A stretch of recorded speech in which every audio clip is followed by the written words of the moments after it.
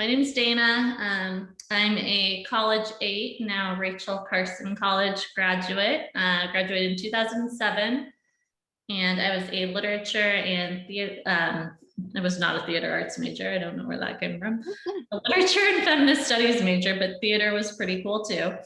And I'm really excited to attend this event with you all today. I think this is a topic that everyone can benefit from, no matter where you are in your career or in life. I'm really excited that this is part of our offering for Alumni Week. So I'll tell you a little bit more about my relationship to Alumni Week and the Alumni Council, which is the service group that I'm a part of here at UCSC.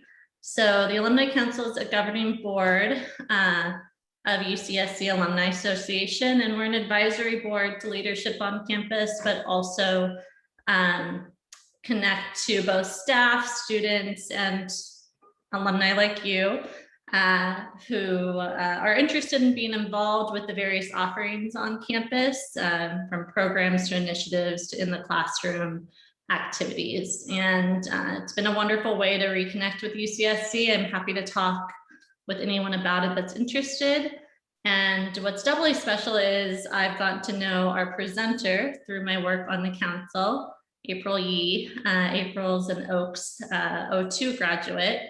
And her background is in psychology, American studies, communication and rhetoric. And we've actually bonded a lot over our early career experiences working in the investment and finance industry. And I won't speak for April, but I did not see myself going that route. And I just think this topic that we're talking about today, self-care, is so important for anyone who's worked in that industry, especially for women and women of color. But like I said, this is a topic that we can all benefit from. And so I'll let April take it from here and tell you a little bit more about her experience and journey with that. Yeah, thank you so much, Dana. So welcome everyone. I'm happy to be here today with my fellow banana slugs. And today we'll be exploring self-care and start thinking about creating or strengthening our foundation of self-care practices. And can you start sharing the slides, please, Daniela?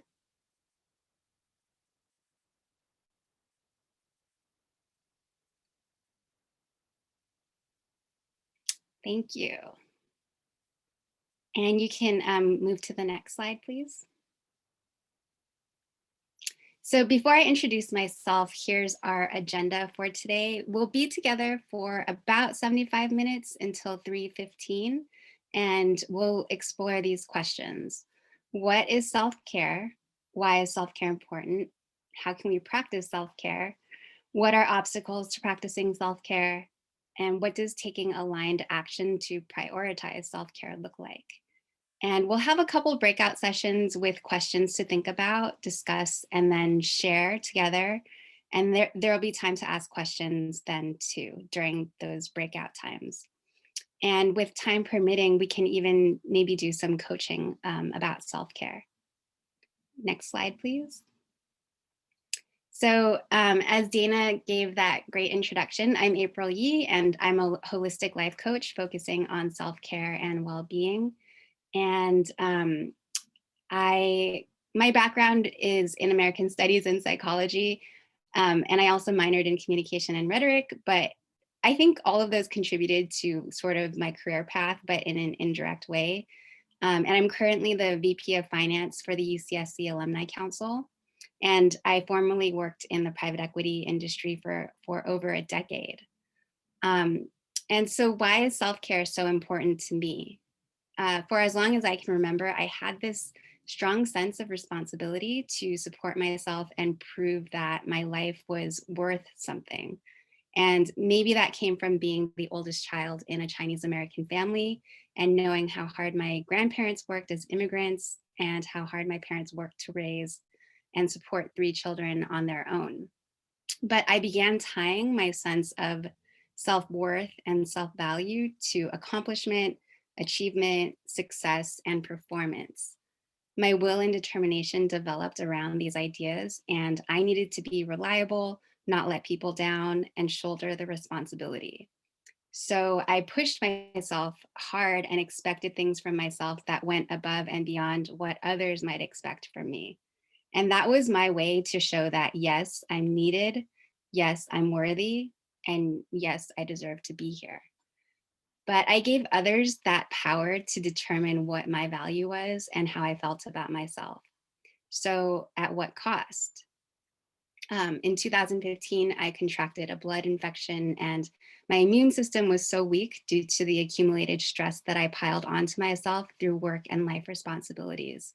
So, my body couldn't fight it, and the bacteria in my blood vegetated on my heart, damaging two of my heart valves. And I underwent an 11-hour long emergency open heart surgery that saved my life and changed my life. And in fact, that surgery happened exactly 6 years ago on this day, April 24th, 2015. Um, and what I've learned about self care, I've learned from the process of healing and recovering from that traumatic health emergency. And I had to learn to recalibrate parts of my identity that I'd lost from that experience. And I reflected on how I wanted to live my life going forward. I redefined what success means and looks like to me, and how I wanted to show up in the world. I learned how to listen to and honor my body, set and maintain boundaries around my energy and time, and to be kinder to myself. And my experience led me to the work I'm doing here today. And I'm passionate about sharing these ideas and practices with other people because I wish I had known these tools while I was still working to prevent being chronically stressed out, to prevent overworking, and to focus my energy instead of scattering it so that I could stand in my own power. Next slide, please. So I want to introduce the idea of radical self-care. What is radical self-care? On these next two slides is a working definition of radical self-care that I'd like to share with you. So radical self-care is creating the space and giving ourselves the approval to break away from traditional beliefs of always putting others before ourselves. It's about making a personal commitment every day to deliberately take care of ourselves holistically. Next slide, please. By giving ourselves the permission to take care of our own well-being first and to feel guiltless about it, we can then begin the process of radical healing. We need to accept that we need to measure up to ourselves before we can take care of anyone else. And it's about being okay with letting go of the idea that we can do everything on our own. And fully embracing radical self-care requires a mindset shift and behavioral change of sorts. Self-care is not selfish. It's not easy to be radical about working on our own self-care with all of the messages we've gotten from our community, our family, and our culture. It can be contrary to what our culture requires of us. And we'll talk about that more in a bit. Next slide, please. So here's a bit more about practicing self-care. So we practice self-care to prevent burnout, to support health and well-being, to serve from a place of fullness, to align with our life purpose. And what else? It seems like the term self-care has been sort of co-opted and is now a buzzword of sorts. I've heard it in a lot of different spaces and places, some of them less appropriate than others. And so what I've learned about self-care on my journey is that it's not only about quick fix, superficial actions, like sometimes women like to get a mani-pedi, or people get massages or take bubble baths. Self-care is part of that, but it's not only that. I believe that self-care not only supports my mental and physical health, but in the bigger picture, I create a deeper connection to myself and a strong foundation of who I want to be in the world. And instead of scattering my energy outwards and trying to measure up to what I think others want me to be, I create a strong internal base for my energy and how I want to focus it so that it's not scattered and so that I can show up as who I want to be. And I'm more aware of my thoughts, feelings, actions, and purpose. And this contributes to the way I interact with and engage in the world, and even with other people and even with myself. I've learned how to practice retaining my power. I've found space to really align with my purpose and how I show up in the world and contribute, ultimately feeling a sense of fulfillment. And I believe this is the true purpose of self-care. Next slide, please. And what happens when we lack self-care? I think most of us are familiar with the symptoms of stress when it occurs in our bodies. And self-care helps us to recognize when something is off in our bodies. And it's been proven that mental and emotional, as well as spiritual stress, can manifest as physical symptoms through our bodies. So stress is the overarching result, which creates symptoms, including insomnia, impaired memory and concentration, skin problems like eczema and acne, digestive and menstrual problems, heart disease, diabetes, and weight fluctuations. When we learn to prioritize our self-care, we can start to heal these physical issues because we become more aware of what our bodies need and what we can do to support ourselves. Next slide, please. So I've shared some foundations of self-care, a new definition of what radical self-care is. And now I'd like to take a few minutes to ask some questions for you to consider. Next slide, please. So understanding self-care within cultures and families. What messages did you get about self-care when you were growing up? What messages did you get about self-care, about caring for your family or others in your community? And what messages did you get about self-care in the work environment? I would like us to break out into small groups of about 3 people each for maybe 5 minutes. And then we'll come back and share out and have some time for questions. And I'll put these questions on the slide in the chat so you can refer to them there in your groups. So I think Daniela is creating our breakout rooms. And Daniela, let me know when you're ready. All right, thank you. You can join your rooms now. Coming back into our main room. And I was going to share a couple examples for myself, just so other people could, potentially think about what they wanted to talk about. So these questions can affect how we think about self-care for ourselves. And some examples of messages that I picked up were like, I don't want to let anyone down. My parents worked hard and didn't need to engage in self-care, so I don't need to either. And I can push through the pain, the fatigue, or the stress to accomplish what I need to do. And so like I used to put off going to doctor's appointments, I used to go to work in pain when I had bad cramps, because I felt the need to be reliable and to show my face at work instead of call in for a sick day to take care of myself or to work from home.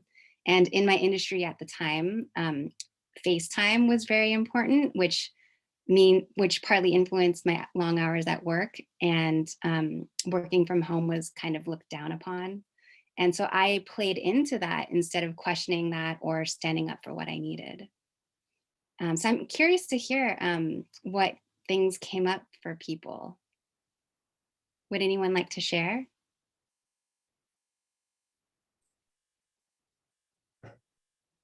I'm happy to share what we talked about, April, in our group. Sure. Might help other people just jog some common themes together. So in our group, we just talked about basic messaging that we had all heard. And what was interesting is, although it wasn't something that maybe was at the forefront of our thinking, but how gender influences, right? So much, there's some feminist studies coming in. So much of either the messaging we are given or the parts of the messages that we hear. So for us, it wasn't necessarily, right, self-care wasn't a big buzzword growing up. And so things that often I think all three of us heard as young women were, not, like you said, not letting other people down, or like being considerate of others, right? Having empathy for others, which is a great life lesson to learn as a child. But if you over-index in the wrong direction, then you're not practicing, right, care for yourself. You're kind of being a martyr in that way. Mm-hmm. Yeah. Thank you for sharing that. Anyone else want to share anything that came up? In our group, we talked about that analogy of, the airplane oxygen mask. Like, you have to put your mask on first before you. So much in the last year. Yeah. Before you can like help other people put on their mask, because if you're passed out, you can't help anyone, right? Yeah, and I think that also women have been told like, oh, you can do it all, or you're supposed to be able to do it all. Like, you can be a mother, you can work full time, you can volunteer, and you can have hobbies, and I think that also is like, well, if I'm not able to do all that, does that put into question like my womanhood or like my ability? And I think it's a little bit unrealistic to expect all of that at the same time. I think you can have that in your life, but I think there are some times when certain things are more of a priority than others, and that's okay. Yeah, and also I think not just what gender you identify with, but the type of labor that you do, right? Labor can be gendered. And so in our house growing up, my dad was Mr. Mom. He was a teacher. And so he did all of the cooking, the cleaning, the child rearing after school. And I saw the toll occasionally that took on him, right? So it's not always apples to apples. It can sometimes matter what kind of work you do in or outside of the home. Absolutely. Yeah, thank you for making that point. Anyone else want to share? Or I can, if anyone has questions, we can look at some questions now. Yeah, Richard. Oh, you're muted. I think that in our group, it's taking time for yourself, learning how to use therapies to focus on himself. For me, it was just learning how to put myself first, and overcoming guilt messages from parents that went through the World War and depression, to community service groups, and to even causes on campus. We're beginning to distract, and I paid for that in my studies. I can't speak for the others, but I mean there were some themes that resonated in our group. So I think it's common to a lot of people. Yeah. Yes. Thank you for sharing that, Richard. Shayna. April, I'm wondering if you could speak to, like in terms of self-care, part of its boundaries, but sometimes like doing the extra bit off hours, like the emails late at night, like something like that, actually in some way relieves stress, because you know that you're like actually getting through the to-do list when you have like the space to do it. But that's also like not necessarily self-care, but it also is. And so I was wondering if you can speak to that a bit. Yeah, absolutely. And thank you for bringing that up. I think what's important to recognize is this action going to serve me? Does it serve me? Right. And so for your example, like doing emails at night, it's going to serve you for the next day, right? So that you're taking care of something that night that maybe, and you're making space for more things to happen the next day. So you'll be less stressed out about those things that you're taking care of at night. So I think part of that is like, it's prioritizing, and you're like making a conscious choice to do that. Sometimes when we have the automatic, like, oh, I need to do this because of some underlying message, like we'll just do it, but we won't consciously like make a choice. We'll just feel like we're burdened by it, or we are obligated to do that. And that's a really different energy than like consciously choosing to, because you know it's going to serve you. Does that make sense? Yeah, thank you. Okay. And we'll have time for more questions. So I'll just move on to the next slide, if that's okay with everyone. All right, Daniela, can you please share the slides again?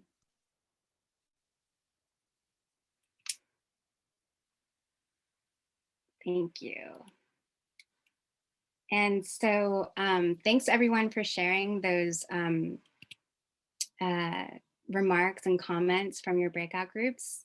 I'm always curious to hear what comes up for people. And so next, these are some self-care practices and tools I'd like to share with you. So things like connecting to your body by listening to and honoring it, mindful movement, exercise, and breath work, spending time in nature, creating a personal self-care ritual like a skincare ritual, a bedtime or morning ritual, journaling or self-massage, being aware of how you speak to yourself and choosing kindness, setting and maintaining boundaries around your energy and time.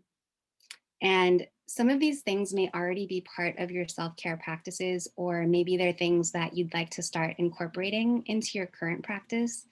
And I want you to notice if any of these resonate with you or create new ideas for you. And I'll share a bit about how I incorporated some of these practices into my life.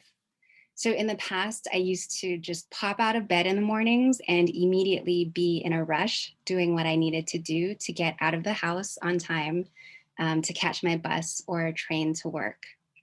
And I've especially learned how important it is for me to listen to and honor my body after the health emergency I experienced.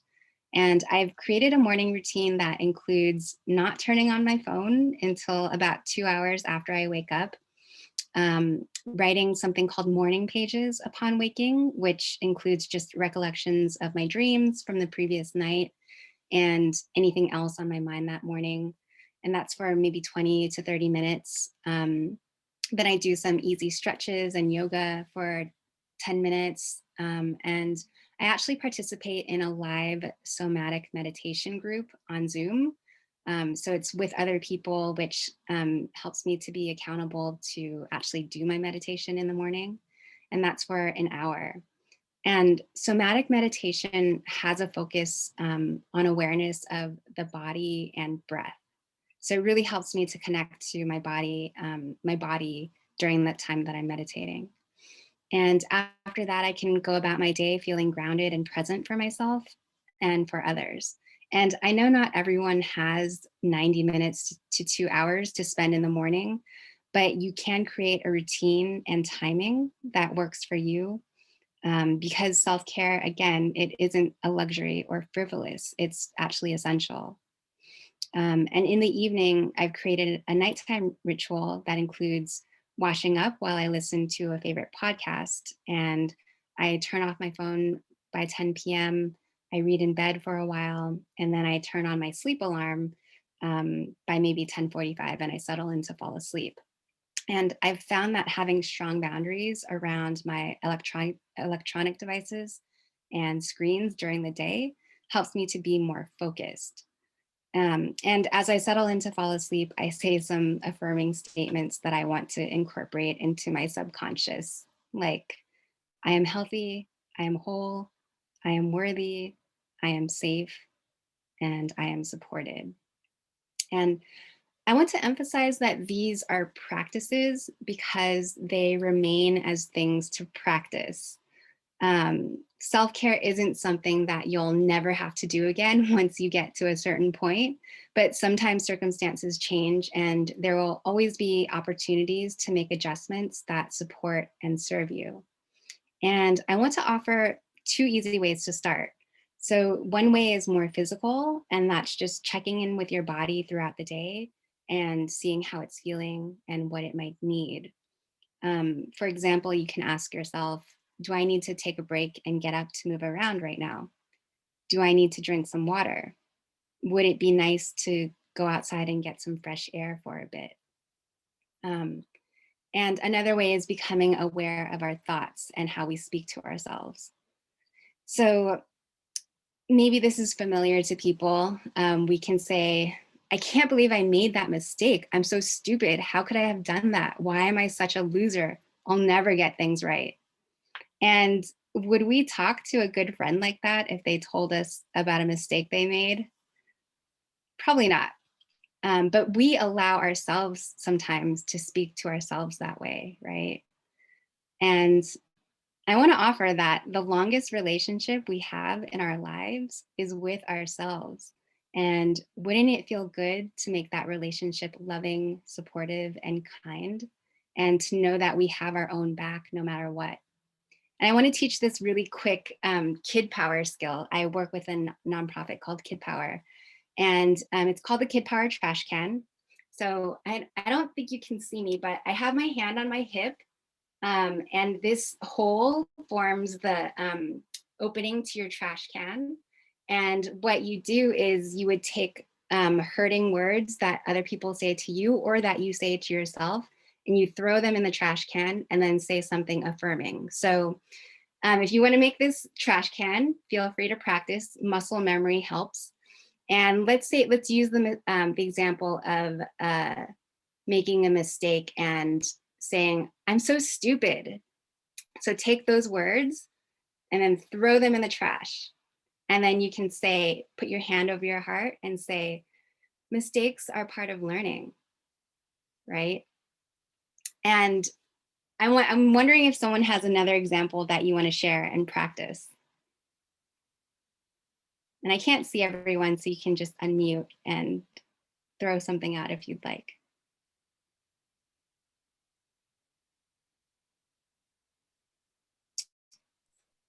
Okay, we can practice. Oh, Dana, did you have one? Yeah, I can. I mean, I just don't want to, overburden people with my life and issues. But an example that happened this week at work. So just for everybody's knowing, I have a 8-month-old baby, work from home, no childcare. I have a partner, so I'm lucky in that, but it's really chaotic here during the work week, and we usually have to catch up on the weekends. So it's hard for me to work normal hours. And so when I get asked a question that's time sensitive, often I'm getting better, April, at setting boundaries of saying when I can offer an answer. Awesome. Yeah, but in this case, it was something that an associate dean needed quickly. And I was able to set a boundary for myself in the afternoon, make time to answer his questions, and then go about, the rest of my afternoon taking care of my baby. And I got feedback from my supervisor, and it wasn't negative. She just said, thank you for answering his questions. Obviously, this was time sensitive. And so she acknowledged, that was a challenge for me, but also that, since I'm fairly new to my team, as are my colleagues, she just came up with an idea of maybe a service that we could offer to fundraisers that we work with at Stanford, in order to better serve them. So it was, you did exactly what he asked for, but in the future, I would like to see X and Y, and gave an example of something we could do. And so, of course, immediately I'm thinking, oh, I did it wrong.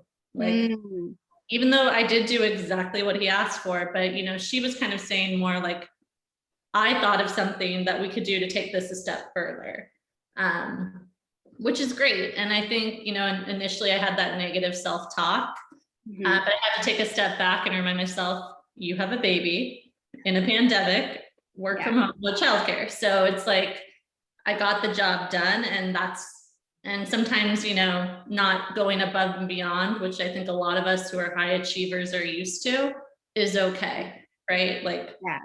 someone else could have done that work in that moment too. Right. Right. And so I heard that maybe the thought was, I did this wrong. Right. Yeah. Or just like, I Okay. could have done this better, right? If I had more time, maybe I could have taken a step back and done the be above and beyond version of, what my manager would have liked to have seen. So But let's take, he wasn't saying that, right? Like, right. So let's take the thought, I did this wrong, and throw it away. And then now you can say, I did what I was able to do, and I'll incorporate the feedback in a way that works for me. yeah, no, I did what I was able to do, and I will definitely incorporate the feedback in a way that works for me in the future. Thank you for sharing that. All right. So let's talk a bit more about boundaries. Next slide, please. So when you set a boundary, you're saying no to something that isn't serving you. And so types of boundaries include physical, emotional, energetic boundaries. And sometimes boundaries are either too weak or too strong, and a happy medium is considered a healthy boundary. And so the benefits of setting boundaries are that you can have better time management, you align with your body's innate wisdom, it supports your sense of identity, and it teaches others to do the same. And this is also a way of being kind to yourself. And I want to emphasize that when you set a boundary, you're telling other people what is okay and not okay with you, and what you'll do as a consequence. But it's different than trying to control someone else's behavior. It's realizing that we can't control someone else's behavior, but we can make requests and then set boundaries. And then we follow through on actions to maintain them. It's about saying something like, here's my boundary, and if you choose to break it, then I will blank. For example, if you have a friend who is always late to meet you, you can tell them, I really value our friendship and the time we get to spend together, and I respect my own time. The next time we meet up and you're later than 10 minutes, or it could be like 15 or 20 minutes, choose something that works for you. Then I will leave and we can reschedule for another time. And you can even communicate that if they are late, that they text you. You can communicate that even if they text you that they'll be late, you'll still leave. Or you can choose to say that if they're running late, to text you and let you know when they'll arrive. However, that's like a slightly weaker boundary because it doesn't necessarily aid in the person being on time and respecting your own time. So hopefully that makes sense. It's like, so when you communicate a boundary for you, it's still maintaining that connection with someone, but just letting them know like what's okay for you and what's not, and that you still value them as a person and your time together, but you also value your own time. And that's what setting that boundary is for. Next slide, please. So in thinking about boundaries for yourself, it's also important to consider that setting boundaries means being aware of what you're okay with and what your limits are. And this can involve some trial and error and some practice, because usually you might not know that your boundary has been crossed until it has been crossed. But then you can remember those limits for the future, and you can create and set a boundary for that situation or similar ones. Maintaining boundaries involves communicating those limits with others and working to honor them. And also part of knowing our boundaries is being aware of what's realistic and unrealistic for us. What are realistic and unrealistic expectations of ourselves? And it's sort of like what Dana mentioned earlier. It's like she has all these circumstances that maybe affected the way she completed a certain task, right? And so what is realistic for you? What is unrealistic for you at this time? And are you clear about these expectations for yourself? And part of this may be learning to ask for support too. We don't have to be the only ones who can do it. And the last thing, how many people are used to automatically saying yes to requests made of them? I've definitely have been in the past. So I just want to offer a reminder that when you say no to one thing, it's because you're saying yes to something else that's important. And we forget this and we only think about the no. And sometimes that creates feelings of guilt or disappointment. As an example, when you say no to a meeting, you're saying yes to something else like finishing a project, leaving or ending work early or on time, or spending time on something personal. And it's important to become aware of our automatic responses and to recognize that we can pause and make more informed decisions instead of responding automatically. April, a Yeah. question in the chat that I just wanted to bring to your attention. Oh, okay. So Barbara put out there, in a work environment, setting boundaries can be perceived as not being a team player, especially in a crunch or crisis situation. So what are some tips for how to do this well, and still be viewed as, you know, a good colleague? Yeah, that's a great point, Barbara. Thank you. If we go to the next slide, there are some potential spaces to create dialogue. So these examples, and I'll just say sometimes it's hard to communicate our boundaries because we don't have models of the language to use. And so these are just a few examples of how you can create dialogue with another person around boundaries. So, you know, I'd like to say yes, and here's what's getting in the way of that right now. I'm hearing how important this is to you, and I'm not seeing how I can make it work, given that I also have a need to like complete this or work on that. Could we explore some other options that might work for both of us? And that might mean like making something that you are working on less of a priority so that you can focus your attention on this crisis, you know, in a crunch or crisis situation. So it's reprioritizing things and making that reprioritizing okay. And just being on the same page with like whoever your manager is. I think that it's really important that it is like being in dialogue so that other people understand like what else you might be working on, or why something else might be even a higher priority than this crisis situation. And you can say like, I really would like to contribute and this is what's getting in the way. So how can we make this work for both of us? Hopefully that Can I helps. just add more context to the Yeah. question? And Barbara gave a caveat. So what if this is like an internal driver, right? Not necessarily pressure coming from elsewhere, but people that want to achieve and maybe take on more than they're able to. Whether that's like a people pleasing, right, drive, or a drive to, you know, be successful in your work, hard worker. Yeah. And I think, you know, a strong work ethic is really valuable. And I think the question at what cost is also important to ask. And also, you know, sometimes our actions come from internal thoughts, and it's like, oh, I'm not good enough if I don't do this for someone else, or I'm a bad person if I'm not participating in a way that I think others want me to participate. And that's definitely just our thoughts that are creating our feelings. And then our feelings are what is driving our actions or inactions. And so I think it's like such good awareness to be aware that these thoughts are coming internally and it's not someone that's like pushing you to do it. But you can still use language to communicate like, I would love to be able to help. And right now I'm not able to. And, it doesn't mean I don't care about the team or what we're working on.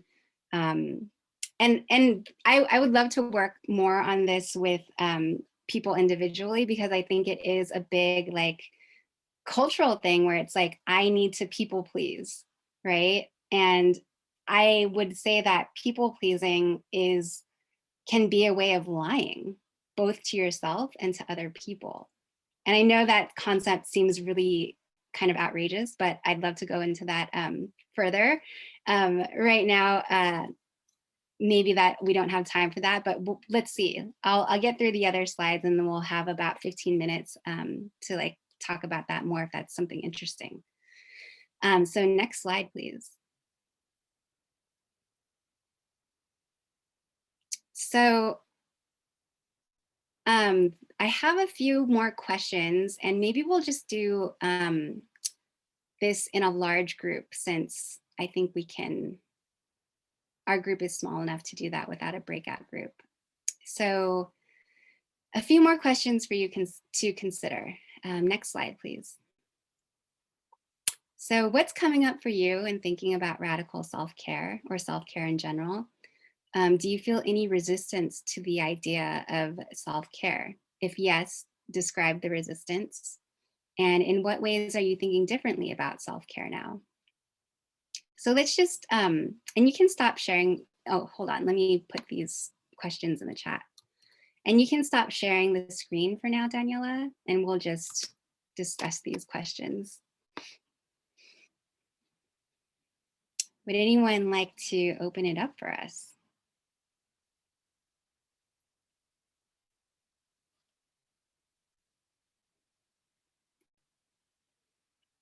Does anyone feel resistance to, creating self-care? I see Barbara nodding. Is the people pleasing coming up for you? It's not, well, it might be people pleasing and I might be lying to myself that, it's not. For me, it's just like, there's this inner drive to need to not just meet a need, but intuitively exceed anybody's expectations. And so my emotional reaction to that question was it almost made me cry. That is how strong it was. Yeah. Barbara, my immediate reaction to what you just said is that's also just capitalism, right? That is the culture that we live in, that bigger, better, faster, more efficient. Yeah. I definitely can relate to that. I had the same thing, and I still want to be proud of, my work product. I want to be proud of my work ethic, and I want to have a strong work ethic. And I think it's okay to have that. And again, it's like, when you are thinking about it, it's like, at what cost? Can I do this and will it serve me? Or can I do this and will it bring a cost to me? And if it's a cost, then how can I make that, or how can I think about it in a way that is, I can do as good a job as I can on it, and that's okay, right? And I can do a good job on something else when there's more space for that to happen. Sometimes there's less space for above and beyond to happen, and sometimes there is space for that. And I think when we can recognize when that can happen and when it can't, that also can help you with your boundaries and just even your internal thoughts. Does that make sense? It does. It does. Thank you. Yeah. Anyone else would like to share? I hear two sets of messages. When I was on campus, Yeah. I was hearing both messages at the same time, and all the political action work. I mean, you're part of the Western society. You're are a privileged few. You don't understand how it's impacting, what you're doing is impacting the third world. And at the same time, there were a lot of resources. So I spent a lot of time with some people at the Cal Health Center. Mm-hmm. And it was much later, that I had to learn how to, take care of myself first. And actually in my business, my job is to, collaborate, not just interpret FDA law, and regulations, which are very scripted, but, how to get people, like manufacturers, finance, clinical trials, marketing, to work together, in project teams. So that's very much, a team building, environment, especially as a consultant, when you have to make sure that everyone's okay, with the overall process, and that stakeholders, everyone, gets, enough time and data, and input, so that they can respond, appropriately. Even it's just like, people, you can't just tell people your project ends here. We need you to throw your stuff over the wall by this date.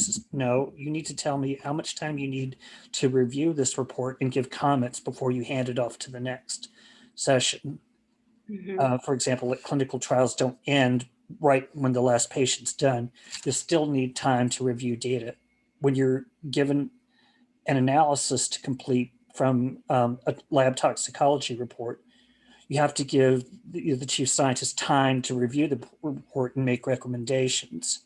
So this is why I always try to get people to plug in, well, how much lead time do you need to do your job? Because if it isn't put into the project, nasty things can happen. Yeah. And, I think that's the right way to approach it. It's like thinking about a project holistically and not just cutting corners where there might be more time necessary for something to produce like a good quality job and not create an urgent or crisis situation, right? It is, but it means planning, for, people to take care of themselves. Yeah. It means that, there's, also accountability, that if you are just waiting to the last minute, and just making a snap decision because you want this off your desk, it will have consequences. In my case, it's making something, a drug or a device, something, that's safe or unsafe, or will have consequences or FDA delays if it isn't dealt with. Yeah. And I think, as a leader, for you being a leader, to be aware of that and to also incorporate it into how you work is really important for the people that work for you and with you. So that's great. Thank you for sharing that. Thanks. Anyone else? Yeah. Oh, thank you so much. Tamara or Tamara? Oh, Tamara, thank you for asking. I appreciate that. Thank you.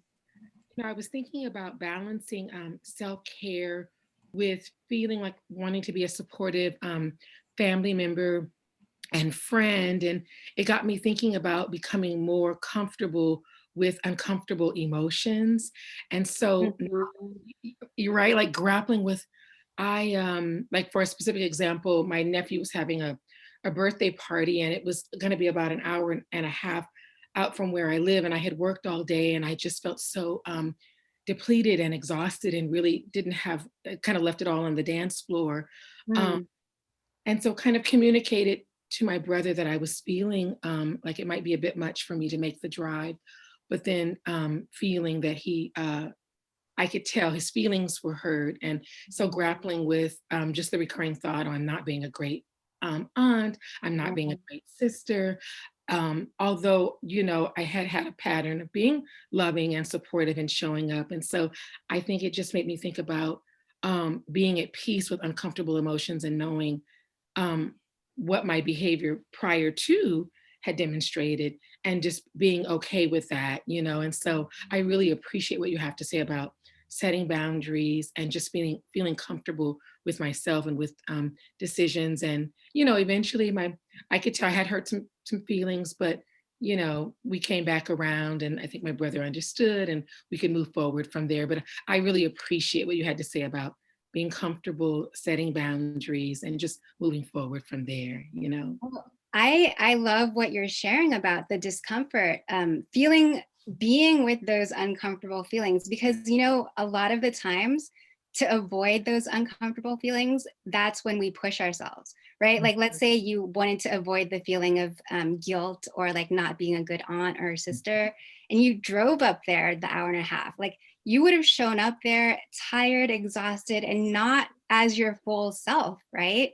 So what you're doing is you're saying like, I can't show up fully and I want to, and this is how I'm going to take care of myself. And, there could have been a way where you like FaceTimed him or Zoomed them or called them even just to like say happy birthday and say, I really care about you. I wish I could be there today. And I'm just so tired. And I'm sorry I had to miss the party, and I'll see you next time.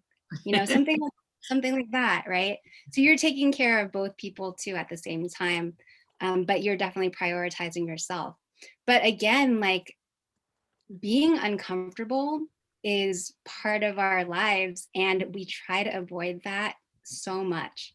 And so sometimes we either do the thing that we don't want to do just to avoid feeling uncomfortable, or we do something else that I call buffering, which is, let's say we have a deadline and there's something important that we need to do, but it's hard. And to avoid doing the hard thing, we go on social media, we start like cleaning our house, or we do something else that keeps us from actually doing the thing because we're avoiding the hard feeling of doing that thing. And instead we can sometimes just be uncomfortable, and that will sometimes serve us more than wanting to make that uncomfortable feeling go away. Thank you. I so appreciate that. And you made me, just by extension, I realized a lot in my 20s and 30s, I would resent folks for putting me, instead of speaking up for myself and taking ownership of my own behavior, I would resent